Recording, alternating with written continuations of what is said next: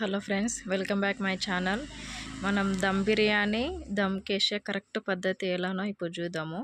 మేమైతే ముందుగా ఇవి చికెను మసాలాలన్నీ కలిపి పెట్టుకొని ఉప్పు, కారం, పసుపు, అలాగే అల్లం పేస్టు, అన్ని ఆయిల్ కూడా అన్నీ కలిపి ఒక 2 గంటలు నానబెట్టుకొని తర్వాత కొంచెం ఆయిల్లో మగ్గించుకొని పొయ్యి మీద పెట్టి తర్వాత దమ్కి వేసినామండి. అయితే ఆ వీడియో క్లిప్ అనేది మిస్ అయింది, దొరకలేదు, అందుకనే చెప్తున్నా. అయితే తర్వాత మనం ఆయిల్లో మగ్గించుకున్నాం కదండి చికెన్ కర్రీ, ఆ కర్రీ వేసుకొని తర్వాత మనకి అనాసం, మొగ్గ, పువ్వు, బిర్యానీ మసాలాలు ఉంటాయి కదా, అవన్నీ యాడ్ చేసుకొని తర్వాత కొత్తిమీర, పుదీనా కూడా వేసుకొని మెయిన్గా ఒక లేయరు ఇట్లా 70% ఉడకబెట్టుకున్న బాస్మతి రైస్ ఉంటుంది కదా, అది యాడ్ చేసుకొని ఒక లేయర్ వేసిన తర్వాత మళ్ళీ కొత్తిమీర, పుదీనా, అలాగే మనం డీప్ ఫ్రై చేసుకున్న ఆనియన్స్, అలాగే కొద్దిగా ఫుడ్ కలర్ కూడా యాడ్ చేసుకున్నాం అండి.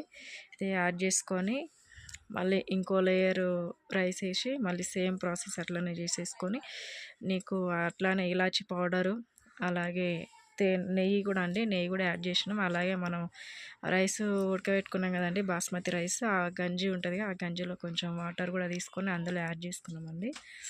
ఇలా వేసుకొని ఇట్లా మనం గోధుమ పిండి కానీ మైదా పిండి కానీ దాన్ని కూడా మనం రెడీ చేసుకొని పెట్టుకున్నాను.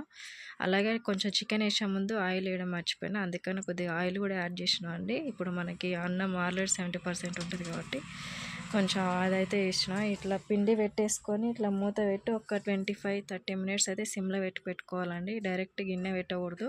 ఒక పెనం లాంటిది పెట్టి పెనం హీట్ అయిన తర్వాత మనం ఈ బౌల్, ఈ బిర్యానీ రైస్ది గిన్నె అయితే పెట్టాలి. ఇగో చూడండి, బిర్యానీ అయితే రెడీ అయిపోయింది. చాలా బాగా వచ్చిందండి, మరి మెత్తగా లేదు, పొడి పొడిగా చాలా బాగా వచ్చింది. రైస్ అయితే టేస్ట్ కూడా చాలా బాగుంది. ఒకసారి మీరు ట్రై చేయండి, చాలా బాగుంటుంది.